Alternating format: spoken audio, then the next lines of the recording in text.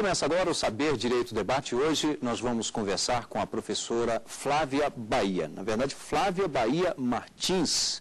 E o tema, Direito Fundamental à Saúde, foi o tema do curso ministrado na TV Justiça ao longo dessa semana. E aí nós temos aula 1, Histórico e Desafio, 2, Judicialização, Aspectos Críticos, aliás é um tema bastante polêmico também, 3, Princípio de Efetivação, aula 4, Jurisprudência do Supremo Tribunal Federal e aula 5, Políticas Públicas Saúde.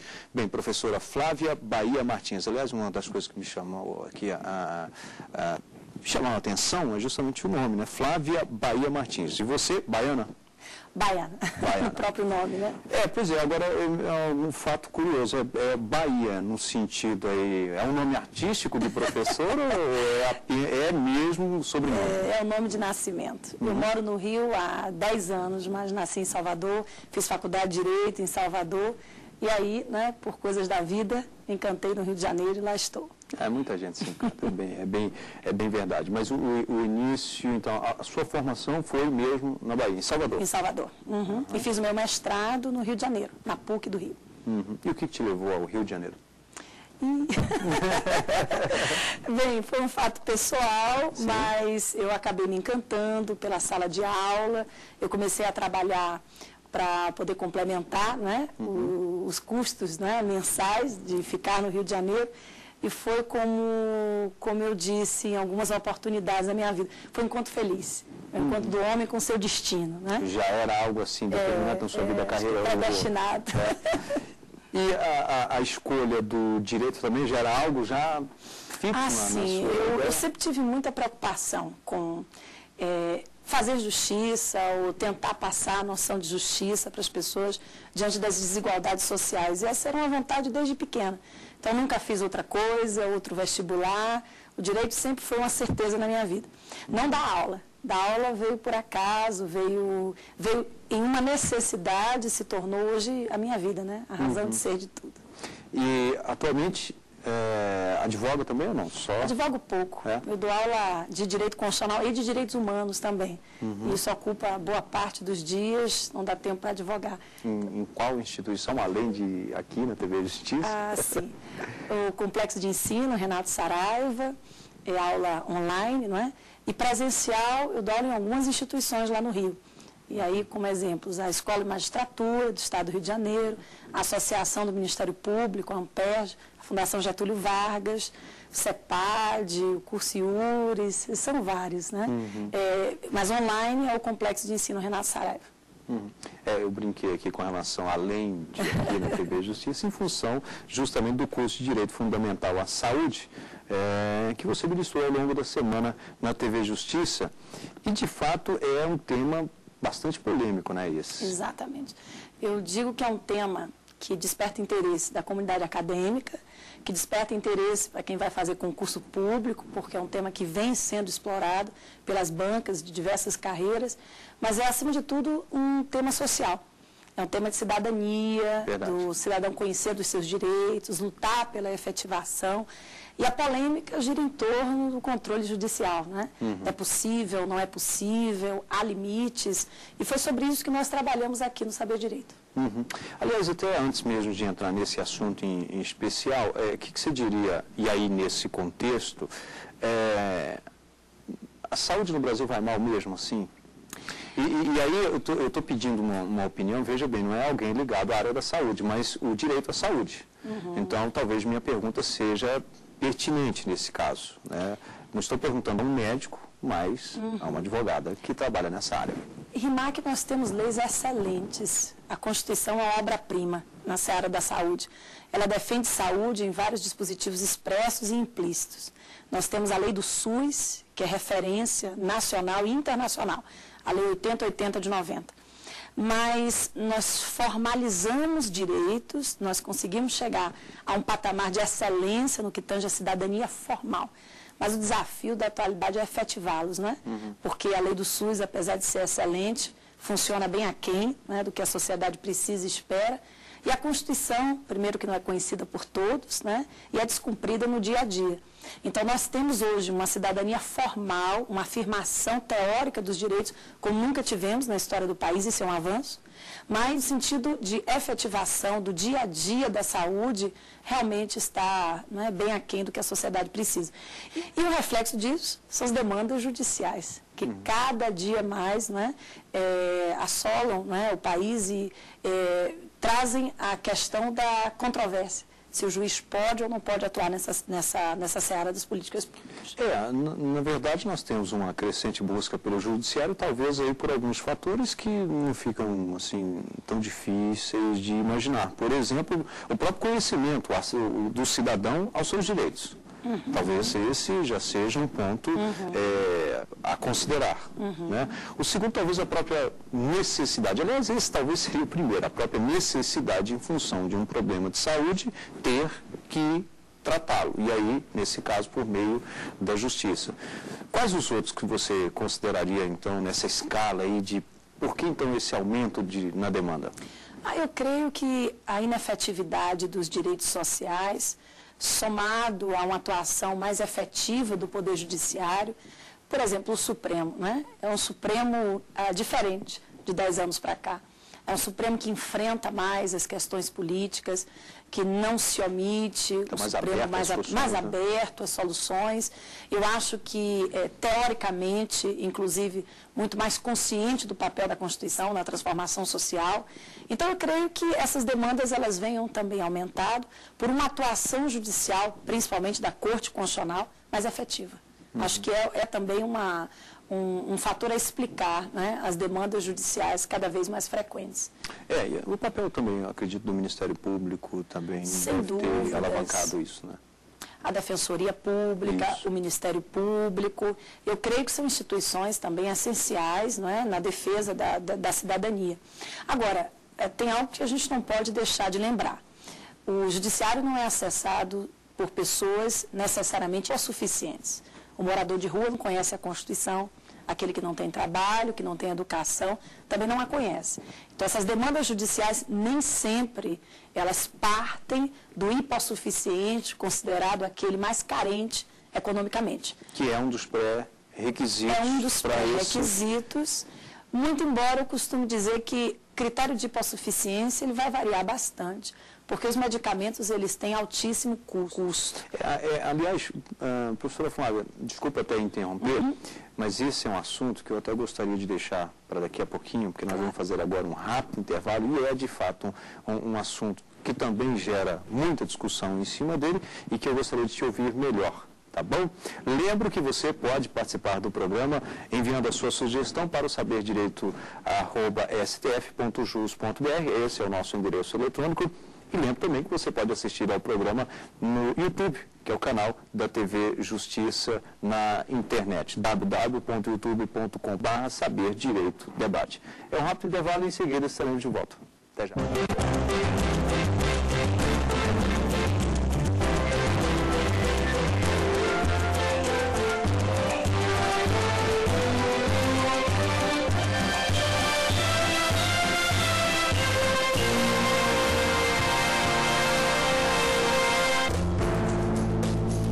A TV Justiça, ela é um órgão de comunicação do Poder Judiciário. O Poder Judiciário, ele é desconhecido da população. Todos sabem o que é um juiz, mas poucos conhecem o verdadeiro trabalho do juiz. As responsabilidades que ele tem, os assuntos de que ele se ocupa, e então a TV Justiça vem cumprindo esse papel de ilustrar a sociedade, mostrando como atua um dos poderes do Estado. A justiça é dar a cada um o que é seu.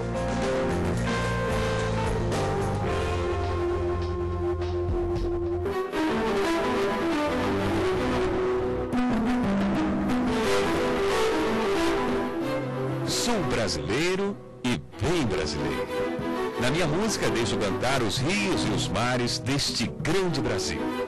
Eu não ponho mordaça na exuberância tropical de nossas florestas e dos nossos céus, que transporto instintivamente para tudo que escrevo. Heitor Villa-Lobos, compositor brasileiro.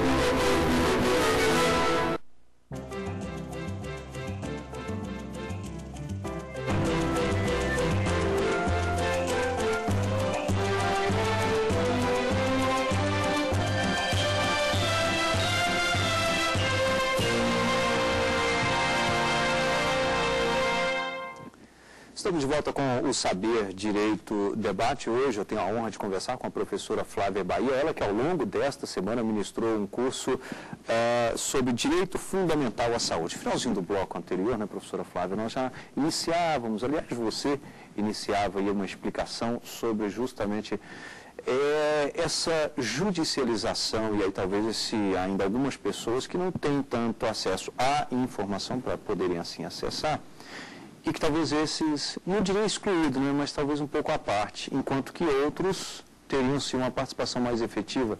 É isso? Com certeza. Eu acho que a educação é uma forma de liberdade, né?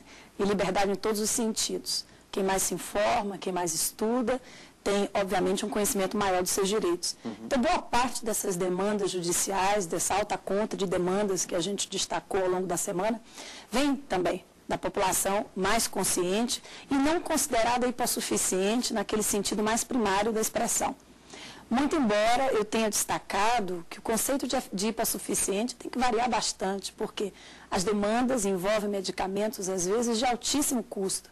São doenças, né, que trazem medicamentos que muitas vezes nós não temos no país, ou se temos no país, eles são de altíssimo custo. O SUS não traz toda a lista de medicamentos excepcionais, então são demandas nem sempre propostas pelo hipossuficiente. Acho que a questão principal é essa. Mas é legítimo, mesmo não sendo hipossuficiente, morador de rua, a atuar perante o judiciário? Claro que a Constituição é para todos. Pois é. É nesse ponto justamente que eu ia... Vamos colocar aqui uma pessoa dentro dessa hipossuficiência, e aí duas situações, aquele que tem e aquele que não tem. Vamos aqui esquecer a questão dos valores, que é muito relativo, o valor de um remédio para uma determinada pessoa, assim como também para outra que não tem. Mas nesse caso, pode ou não pode? Ou aí há um pré-requisito, olha, se fulano não tem mesmo, não tem condições, aí sim nós vamos atender. Porque também não é o caso, a pessoa depois de desfazer de uma casa, não, ela tem pelo menos uma casa para vender, desfazer de uma casa para comprar um remédio, também não seria... Sem dúvidas. Né? O controle judicial, ele é pautado hoje por dois princípios que mais se destacam. É o princípio do mínimo existencial e o da reserva do possível. O que significa? O que é o mínimo existencial? Todo juiz precisa verificar se aquela pessoa que está acionando o judiciário, ela está com a sua dignidade em risco. Ou seja, o mínimo que um indivíduo precisa para ser chamado de cidadão, para ter a sua dignidade respeitada, está sendo realmente desrespeitada naquele caso. E o critério de hipossuficiência é esse, é um critério muito aberto, é um critério de princípio associado à dignidade da pessoa humana. Então, esse é um passo. O juiz precisa avaliar se a dignidade da pessoa está em risco. Então, não interessa o quanto ela ganha no final do mês, né? Se a dignidade estiver em risco, se ela não conseguir arcar com aquele medicamento sem o sacrifício de si mesmo, da sua família, o critério número 1 do mínimo existencial está satisfeito. Mas aí tem a questão das necessidades, que são inúmeras, e os recursos orçamentários limitados. Eu ia perguntar justamente isso. Agora vamos para o outro lado do balcão, que é justamente o Estado. A reserva do possível. O princípio da reserva do possível, ou do economicamente viável, é aquele que vai dar uma visão mais objetiva ao tema. Ou seja, o Estado pode arcar com aquela demanda. Por que a administração não inseriu na lista do SUS aquele medicamento? É um medicamento que tem comprovação científica, é um medicamento chancelado pela Anvisa.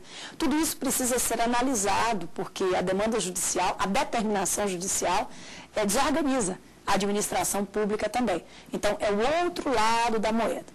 Muito embora o ministro Celso de Mello, na DPF 45, que é uma DPF importante com relação ao assunto, tenha sedimentado que a reserva do possível não é obstáculo para a concretização dos direitos sociais.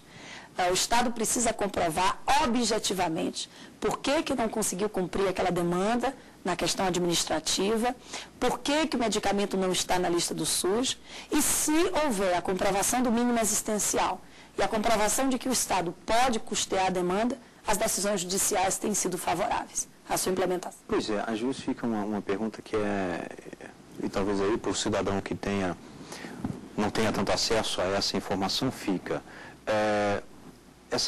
Foi dada essa decisão, foi tomada essa decisão, foi proferida essa decisão, no entanto, alguém não cumpriu. Digamos aí a Secretaria de Saúde ou o próprio Estado, enfim. Tá, mas quais as penalidades?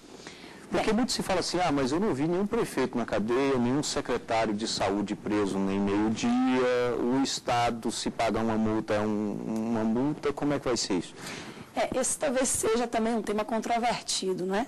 Tem sentenças judiciais que são cumpridas obrigatoriamente, e o Estado é sensível o suficiente com seus governantes para cumpri-lo imediatamente, mas tem sentenças judiciais que acabam sendo inexequíveis. E em nome do princípio da separação de poderes, o que acaba acontecendo? Um acerto, não é? Político, e nada acontece àquele que não conseguiu cumprir a demanda. E é nessa fila, né, de medicamentos, de leitos hospitalares, que a população padece. Eu creio que haja necessidade de redimensionar um pouco mais o problema, de abrir, não é, a questão do controle das políticas públicas para associar executivo, legislativo e judiciário, evitando os excessos das demandas e os excessos das decisões, porque muitas delas acabam, infelizmente, padecendo no vazio. Então, talvez um pacto republicano, o executivo, legislativo e judiciário na área da saúde seria, quem sabe, uma solução. Acontece que talvez não seria só na área da saúde. Sim. Bom, você citou agora há pouco a questão da Anvisa. Como é que fica a situação, por exemplo, nesses casos de tratamento? Remédios, né? Não necessariamente o tratamento, mas remédios, por exemplo, que não são fabricados no Brasil, não tem uma autorização da Anvisa. Rimac, esse talvez seja um ponto também, não é, bem sensível com relação ao assunto. A administração pública ela não tem autorização no Brasil a adquirir medicamentos que não sejam chancelados pela Anvisa, começa daí. Então, se a própria administração pública não pode cumprir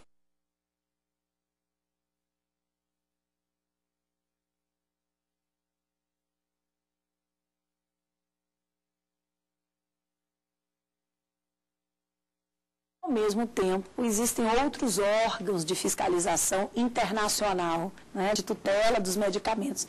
Então, eu creio que numa situação excepcionalíssima, com laudos médicos que justifiquem a demanda, seja possível passar por cima desse critério formal, até porque na área da pesquisa há países que estão muito mais desenvolvidos, né, do que o Brasil. Então, eu creio que a questão formal do registro deva ser levada à análise, né, no primeiro caso, mas numa segunda hipótese, comprovado cientificamente que o medicamento funciona, que aquela pessoa precisa dele para viver, eu creio, né, que cabe ao judiciário implementar também. Bem, nós vamos aqui a mais um rápido intervalo. Daqui a um pouquinho estaremos de volta com o programa Saber Direito Debate. Hoje eu estou conversando com a professora Flávia Bahia, que ao longo da semana ministrou o curso na TV Justiça Direito Fundamental à Saúde. Até já.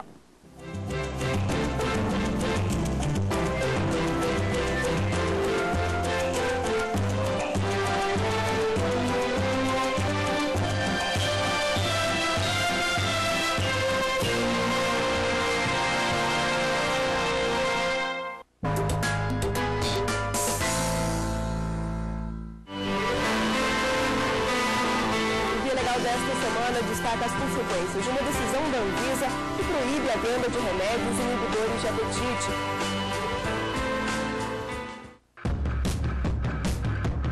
Você acompanha também as dificuldades enfrentadas por quem escolhe fazer uma tatuagem. O preconceito ainda é um obstáculo, principalmente no mercado de trabalho. E o desespero de uma família que corre o risco de ser despejada. O imóvel está na linha do metrô que passa por obras de ampliação. Não perca o nosso programa. Às vezes, o que incomoda um é o prazer do outro. Nas disputas, é preciso conhecer bem os lados. Ultrapassar os limites e invadir o que é do vizinho pode criar problemas. Desentendimentos e ofensas não levam a nada.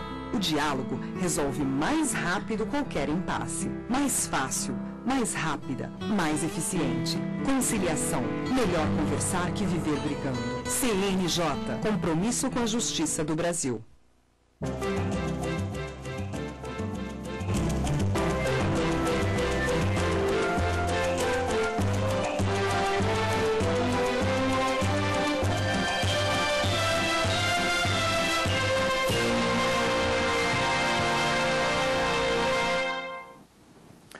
Estamos de volta com o Saber Direito Debate. Hoje eu estou conversando com a professora Flávia Bahia. Ao longo da semana ministrou o curso Direito Fundamental à Saúde.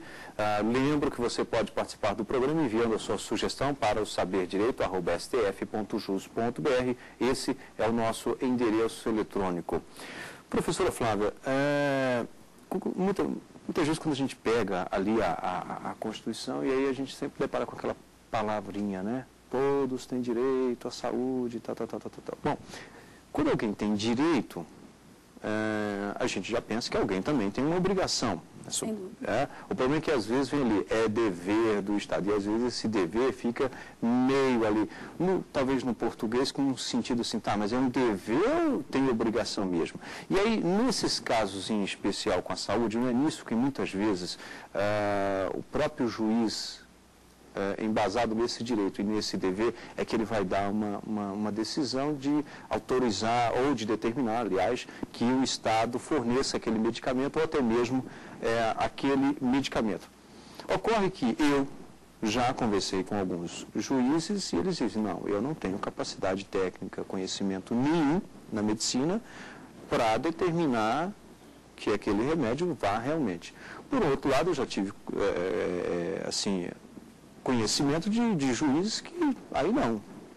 Pediu, levou.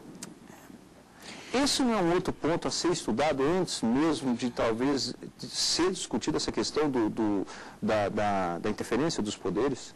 Sem dúvidas. Essa é uma grande crítica que se faz à atuação judicial no controle das políticas públicas.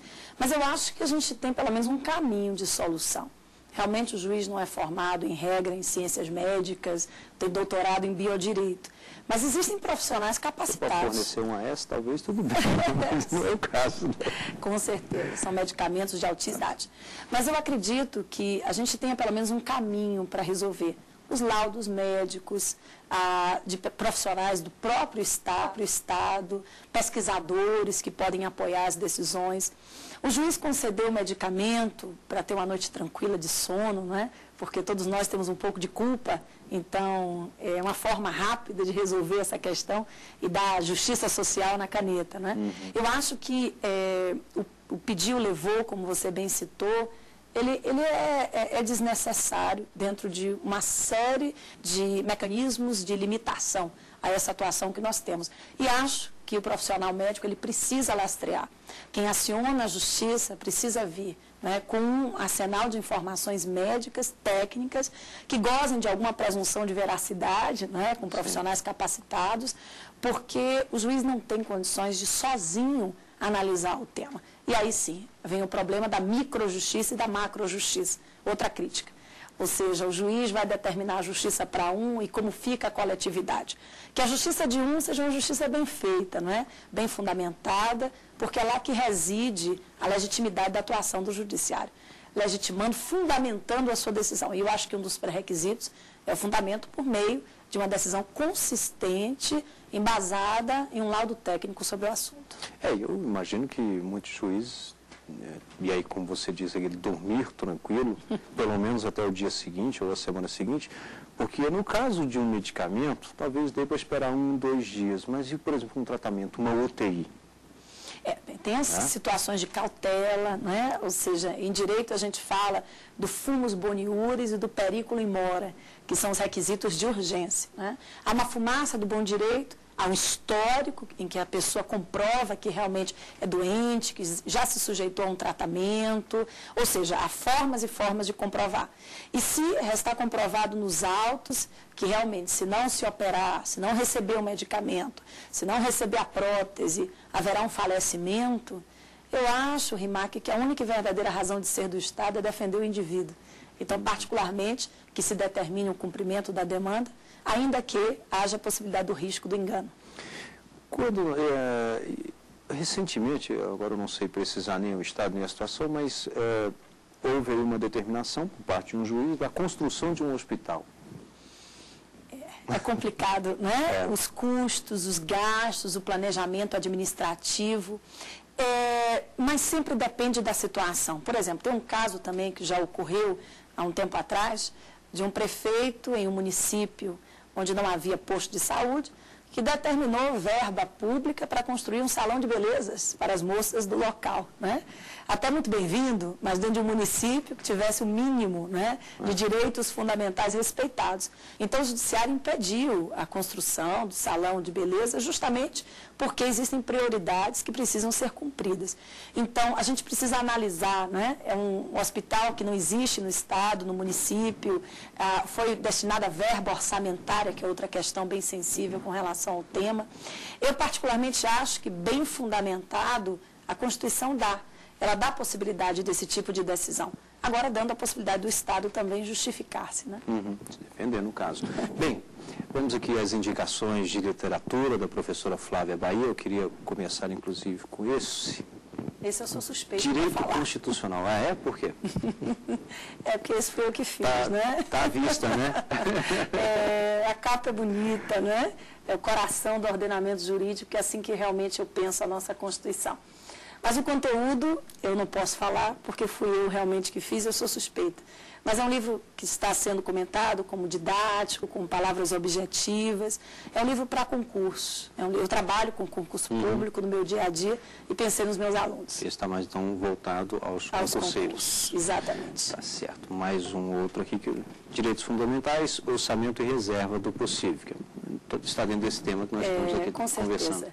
Esse é um livro mais técnico, para quem pretende se aprofundar um pouco mais com relação ao tema.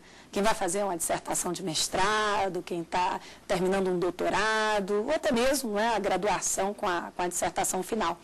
O Ingo Sarlet é um professor muito conhecido na área dos direitos sociais e, particularmente, eu concordo muito com as suas determinações, com seu estudo, sua pesquisa. E é um livro muito completo com relação ao orçamento, com relação ao princípio da reserva do possível, que é analisado aí em vários contextos, tributários, orçamentário, histórico, sim. Bom, o controle judicial de políticas públicas. Esse é um livro bem... Políticas públicas na área de saúde. Na área em geral. Em geral? Dos direitos sociais em geral. Esse é um livro interessante porque ele traz os principais aspectos relacionados ao tema. Passa pela separação de poderes, pelos excessos da atuação judicial, pela legitimidade que a Constituição dá. E como é um livro muito sintético, muito resumido, serve até para quem está estudando para concurso público, porque é uma demanda hoje em dia também das bancas. As perguntas sobre o controle judicial. É um livro que dá para ler rapidamente, foi por isso que escolhi aí para a nossa divulgação. Está aqui da coleção, inclusive. Do professor Gilmar Mendes. Professor Gilmar Mendes. Esse é um livro importantíssimo. A eficácia jurídica dos princípios constitucionais. O direito constitucional hoje é um direito constitucional bem diferente, né, de 23 anos atrás, quando a nossa Constituição foi feita. Os princípios ganharam normatividade. Então, a autora, acho que é uma autora de excelência com relação ao assunto, e é um livro que se empresta para quem quer se dedicar aos concursos, é uma leitura acadêmica também. Ela traz o princípio da dignidade da pessoa humana, da reserva do possível, que tem tudo a ver com o nosso assunto. Esse, na verdade, é o texto constitucional, né? Que eu trouxe para nos acompanhar. É a obra-prima de tudo. Significa, né? Que já foi já está bem surradinho. Bem surradinho, um livro que me acompanha, a nossa Constituição que nos acompanha no dia a dia. Eu acho que esse é o manual número 1, né, para saúde, educação, lazer, moradia. É o projeto de felicidade perfeito para o país. falta ser implementado. Bem, eu quero agradecer a professora Flávia Bahia, muito obrigado. Lembro que você pode enviar a sua sugestão, saberdireito@stf.jus.br, e o programa também está disponível na internet, www.youtube.com/saberdireitodebate. Obrigado e até o próximo encontro.